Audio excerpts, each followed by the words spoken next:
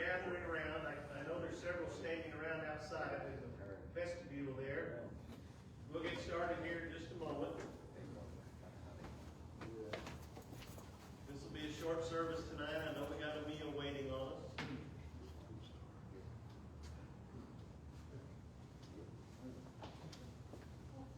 All right, here we go.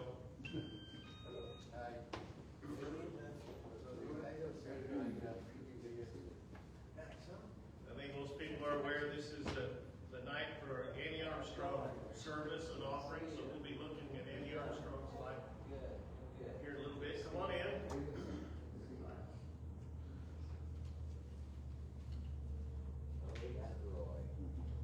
We're missing Brother James and Sister Robin tonight, so I'm going to lead the music. Sorry about that. So let's get started. Turn to page 447. We'll sing It Is Well With My Soul. It's one of my favorite songs. We'll sing 3 verses, the first, the second, and the 4th verse. Page 447. It is well with my soul. Go ahead, brother.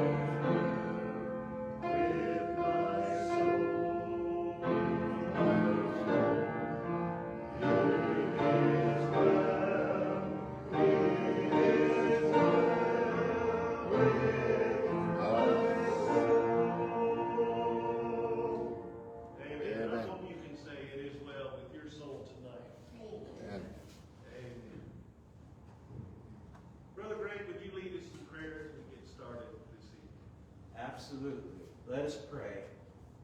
Heavenly and gracious Father, In Jesus' name, Father, we stand before you now, not because of any goodness or righteousness that we have of our own, but by the blood of the Lamb. By the blood of Jesus Christ, we stand before you now, Father, to give thanks and praise to you. Father, we thank you for the gift of another day, Father, full of new mercies and new blessings.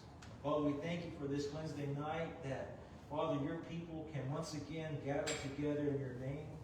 Father, to read from your word, to sing the hymns of praise to you. Father, to be reminded of all the wonderful work that your missionaries do for you. Father, to be reminded of the times when, Father, they're in dangerous places, places that are hostile to the gospel, and Father, to be reminded that so many of your missionaries face serious opposition. Father, I just pray tonight that Father, that would be heavy on our hearts. Father, that we would be reminded of the work that your missionaries do, and that, Father, we too ought to be mission-minded. So, Father, I pray that, Father, you'd stir our hearts this evening. Father, that you'd make us hungry and thirsty for you and for your word. Father, to be reminded that, Father, in our nation, in our society, that, Father, so many around us are lost. So, Father, through the power and might of your Holy Spirit, Father, help us to be the people you want us to be. That, Father, we would be prepared to give a defense of the hope that is in us with meekness and fear. That, Father, we would be ready to give the gospel of Jesus Christ to those around us. Once again, Father, we want to thank you for this time. Ask your blessing over this time, Father, that everything said and done here this evening would be for your glory and for your honor. And that, Father, the body of Christ be edified this evening. Once again, Father, we give you thanks, praise, and we give you glory and honor. And Father God, we pray all of this in the name of your only begotten Son, Jesus Christ. Amen and amen. Amen. Thank you, brother. Amen. So tonight we are, I guess, kicking off, not really the right term, but we're kicking off or receiving our annual, Annie Armstrong offering. And it's for the North American Mission Board. So we're going to talk about Annie Armstrong and North American missions. There are pamphlets available in the back. There are the envelopes to give. They'll be available. You can give tonight or really all month, next Sunday if you like. Remind you some of the numbers that Brother James shared with us Sunday morning. In North America, there are approximately 360 million people in the North American continent, about 350 different languages, but 286 million of them are estimated to be lost. Now that's a sad commentary when you consider most of us feel like we live in the Bible Belt. But still, there are roughly 286 million people in North America that are lost. And so the purpose of the Annie Armstrong Missions offering is to provide the funding and take care of the missionaries who serve those people. So I wanted to share a little bit with you tonight about the mission offering itself and some about Annie Armstrong. The offering was started back in 1895 by the Women's Missionary Union, which was a Baptist effort. It was founded by Annie Armstrong, and it was, back then, it was to help or to fund what was called the Home Mission Board, now been named the North American Mission Board. And in 1934, shortly after Annie Armstrong passed away, it was renamed the Annie Armstrong Missions Offering. And today, now this is pretty amazing to me, there's been more, as of today, there's been more than $2 billion donated by Southern Baptist churches around North America to fund the North American Missions Offering or the Annie Armstrong Offering. Amen. And I think that's an absolutely outstanding number. And all of the money goes to the mission field. None of that money and none of the money that we give through our church is used for administrative purposes. That's all funded a different way. Every dime of the Annie Armstrong Mission Offering that we receive goes directly to the mission field to pay for missionaries and for the material they use and that sort of thing. Give you a little insight into the mission statement of the WMU, which is still runs the North American, the Annie Armstrong Offering. It seeks to equip adults, youth, children, and preschoolers with missions education to become radically involved in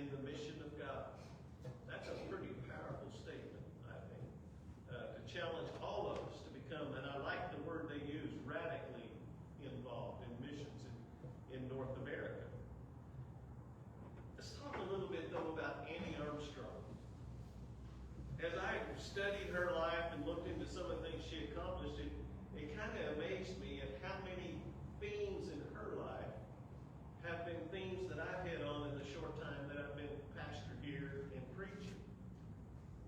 Give you a little bit of history. In 1701, now that's going back a long time, but in 1701, there was an Englishman named Henry Slater who immigrated from England to what was then, of course, called the colonies. It was not the United States in 1701. And he founded the very first Baptist church in Maryland. And he founded the Baptist Work in the state of Maryland. The name of the church was actually called the Old Brick Baptist Church. Now, it's been renamed a couple of times since then, but that church is still there. I couldn't find a whole lot of records about Henry Slater. I looked. It is known he founded a couple of other churches, and it's known he served the Lord all of his life. He was a faithful man. But the reason I bring up Henry Slater is this. 149 years after he immigrated, so I said he immigrated in 1701, founded the First Baptist Church, started the Baptist Work in Maryland, one of the few Baptist churches in all of the colonies at the time.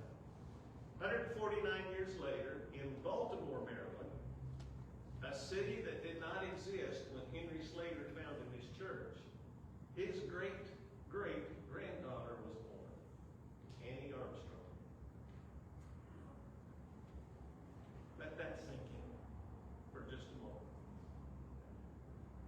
And she went on, of course, to be one of the great founders of missions movements in North America.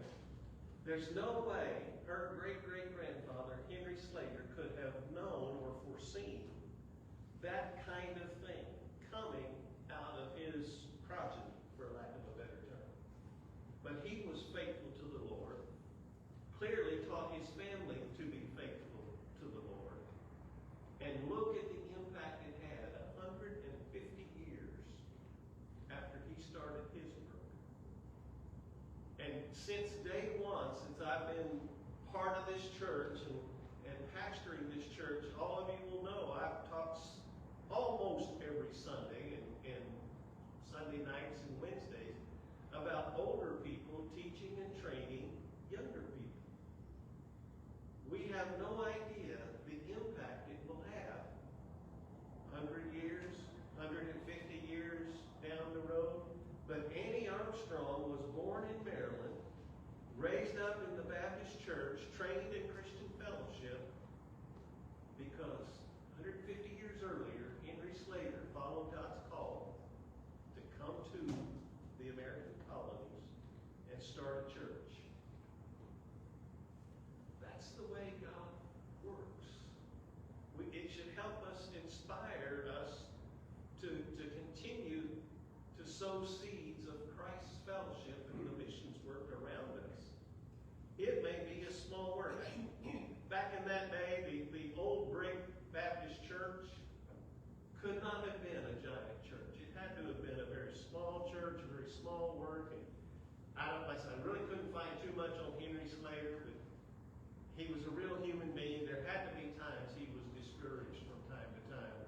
You know, Lord, I've got a home back in England. I could have gone back to England, and instead of being in this country, remember there were no cities and towns and all of that in Maryland at the time. But he followed God's call. And 4 generations down the road, his great-great-granddaughter is born and goes on to found one of the great missions efforts the world has ever seen. I wonder what God could do with some of our obedience long after we're gone. Remind you, Psalm 145:4 says, "One generation shall praise your works, O Lord, to another, and shall declare your mighty acts to all there is." That's the way God can work in our lives. Take a small piece of obedience and turn it into something really fantastic. And I'll remind you that Hebrews chapter 11, one of my favorite verses is towards the end of the chapter. Most of you will remember it's Hebrews chapter 11 is called the Great Hall of Faith. And writer of Hebrews goes through a lot of people, this person did this person did that, and they were great and faithful, and some were sawed in half and were executed, and he mentions probably 25, 30 people, how great they were and how well they served the Lord. But down at the end of the chapter, there is a verse that says this, and these all died without seeing the promise. For 2,000 years, those who loved the Lord and were looking forward to the Messiah were faithful to their calling. They did what God had called them to do. The Messiah is coming. A great Savior is coming. And they never saw it with their physical eyes, but they saw it with their spiritual eyes. And when Messiah finally came, 2,000 years later, people could look at the history of what we call the Old Testament or the Hebrew Bible. They could look at everything all of those people had done and say, oh, okay, I see what they were talking about. This is the Messiah. And they stayed faithful to the calling. The challenge to us is to stay faithful to the calling. We may not see the results of our calling this side of heaven, but we'll see. It will come. And I'm fully convinced that there'll come a time in heaven when somebody that we didn't know this side of earth will come to us and say, thank you for being faithful to the call. Thank you for doing what God has called you to do. That's one of the great lessons we can learn from Kenny Armstrong. The second one I want us to see is this. She saw something that needed to be done, and she did it. Back in those days, the Baptists didn't have a strong missions effort. There was some, but there wasn't a lot. And she saw something that needed to be done. She faced, and history records, real intense opposition. Not only from the secular world, but also from the church, from the Christian world. You remember back in those days, and this is sad to say, but it is an indictment on the church and then on our society as a whole back then. Women were not well respected. Women were not considered to be good leaders, especially unmarried women. She never married. She faced great opposition from the church. Who do you think you are trying to lead? And obviously from the secular world. You don't even have a husband to take care of you or protect you. But she had great perseverance and great tenacity. And she knew she had been called by God, and that was the one call. That was the one supporter she needed. In many ways, it reminds me of the story of Ruth. You'll remember back in the Old Testament, the story of Ruth. Her husband died. She decided to go back to Israel, to Jerusalem, with her mother-in-law. Her mother-in-law tried to tell her not to come. He said, there's nothing there for you. You're a foreigner. And you won't be well accepted. You're not going to get married again. Everything is bad. But Ruth replied to her and said, don't ask me to leave you and turn back. Wherever you go, I will go.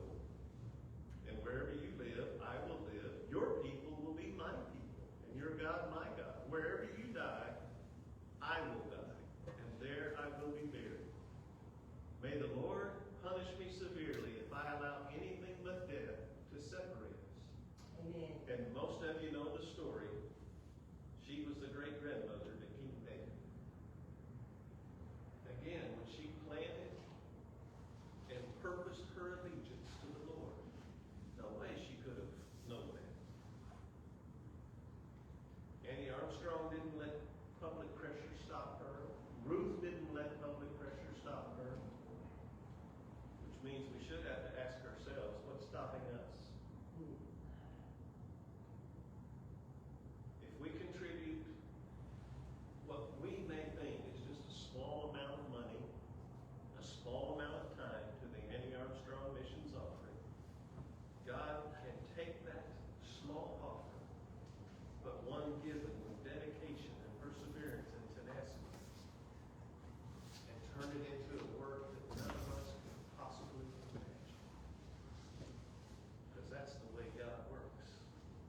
You may remember a couple of Sundays ago, I made the comment that when we give something to God, the determining factor is not the size of the gift. It's the size of the God to whom we gave it. He can work miracles with a small gift. The next thing I want you to see tonight about Annie Armstrong is that she reached outside of her own comfort zone, of her own people. Like I said, she was born in Baltimore, raised in Baltimore, raised in a fairly large Baptist church, but the WMU, Women's Missionary Union, which she founded, was founded to educate and train young people on the mission field. And now, of course, it is called the North American Missions Offering, the Annie Armstrong Missions Offering. But remember, when she founded the offering, there were only 38 states. Much of what we call the United States would have been considered foreign missions. And so she sent people to those, raised money, equipped teachers, sent them to those mission fields. And does anybody know, this was very new to me when I discovered it. Actually, yesterday I found it.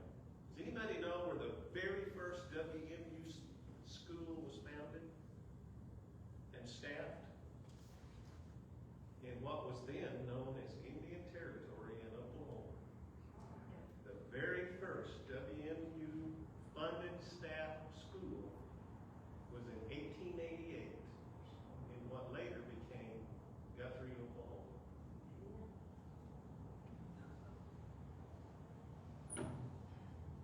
We're part of, a direct part of the Annie Armstrong Missions Offering, missions effort.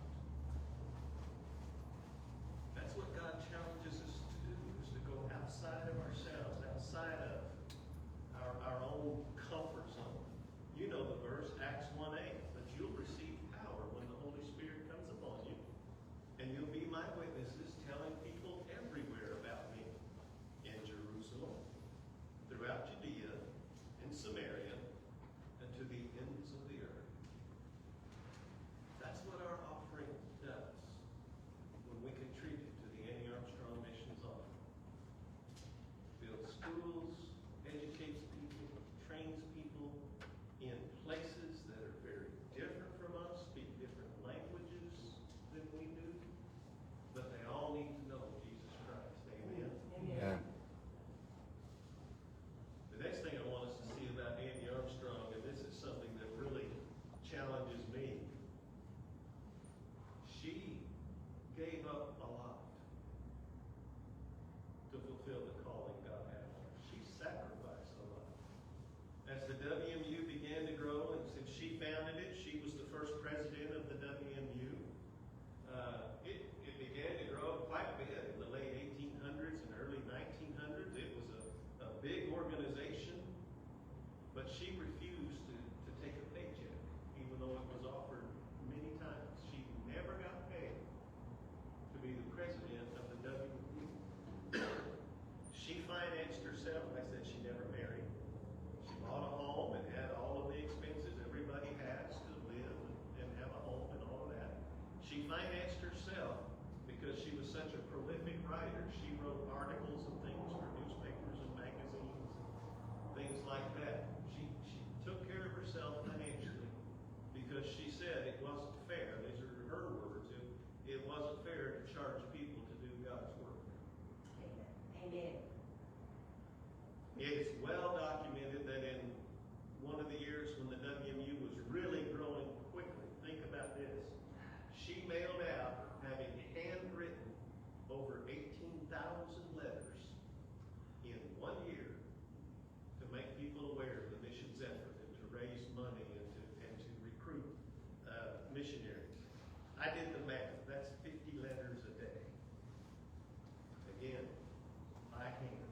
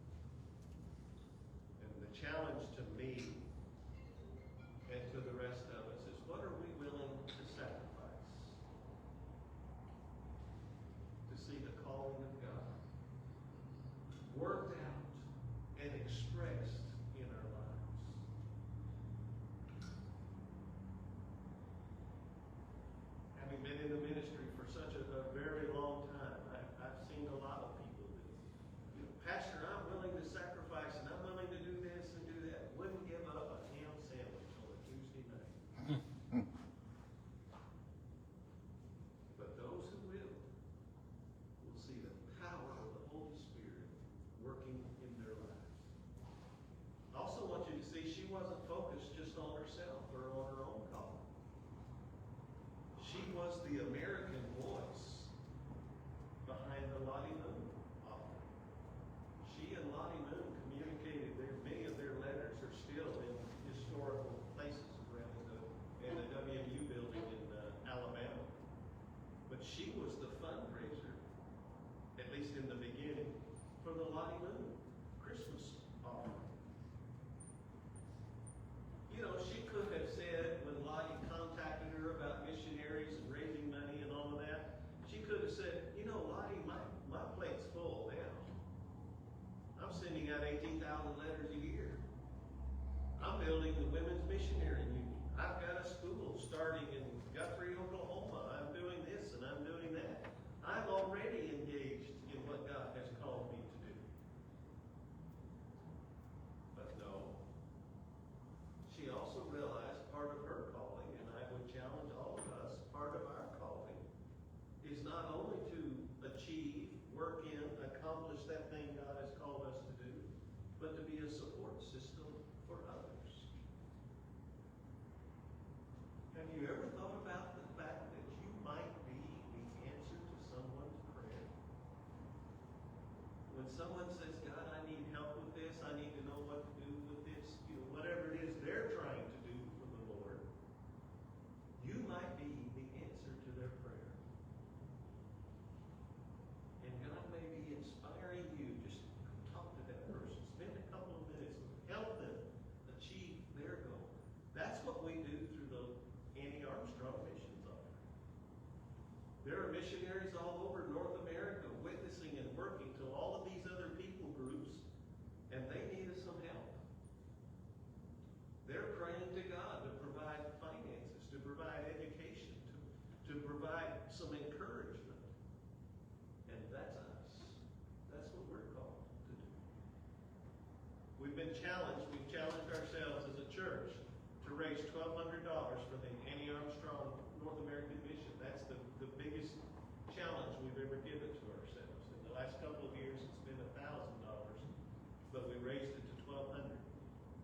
So let's learn from the life of Annie Armstrong to be an active, vibrant part of this missions effort. A couple of things I want to remind you of in closing. Remember that like Annie Armstrong with Henry Slater, we have ancestors who have blazed the trail before us. A couple of years ago, I'll not bore you with all my family story, but I had never met more than two. I think there's two Thomas relatives in my whole life. I didn't know anything about that part of the family. So I did one of those ancestry DNA tests. Met some really nice people. I had cousins I didn't know I had. Some of them live in really good places, so we go visit them, like San Diego. The Bible says that you and I have some tremendous ancestors. Abraham, Moses, Joshua, they're in our family tree. Hebrews 12:1 says we are surrounded by a huge crowd of witnesses to this life of faith. Let us strip off every weight that slows us down, especially the sin that so easily trips us up, and let us run with endurance the race God has set before us. They're our family. All those great men and women we read about in the Bible, they're our family. We are part of them. They are part of us. And the scripture I just read says that they are now cheering us on. They're a cloud of witnesses, challenging us, cheering us on to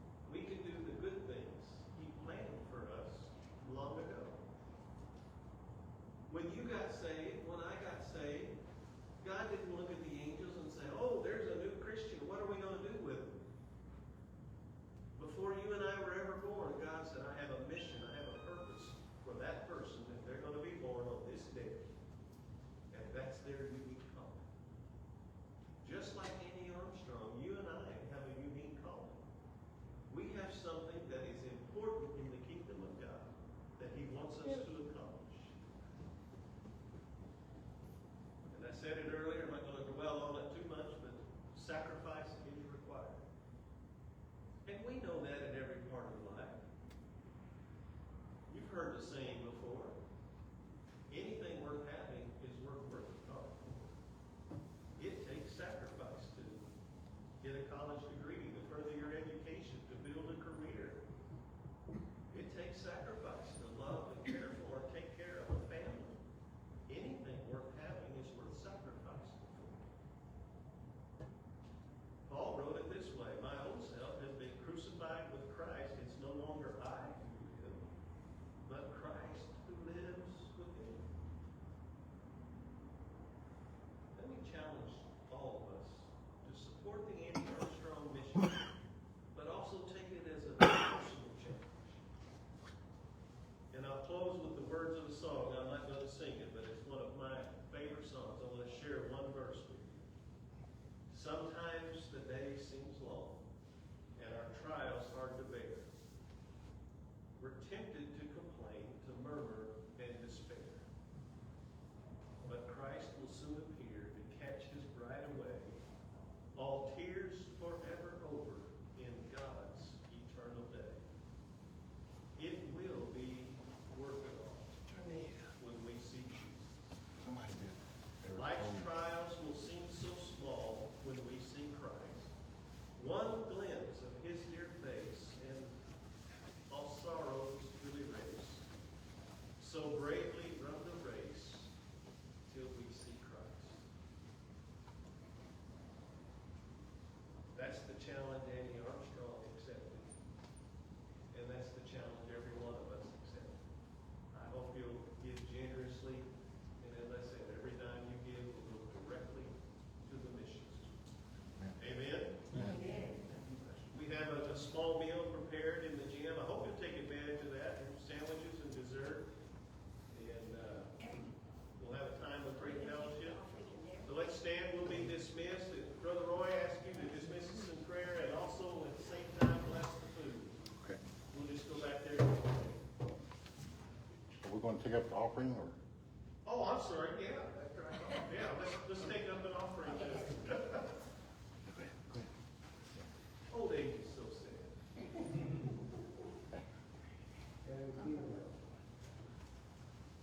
All right, I'll pray over the offering and Brother Lloyd afterwards. Okay.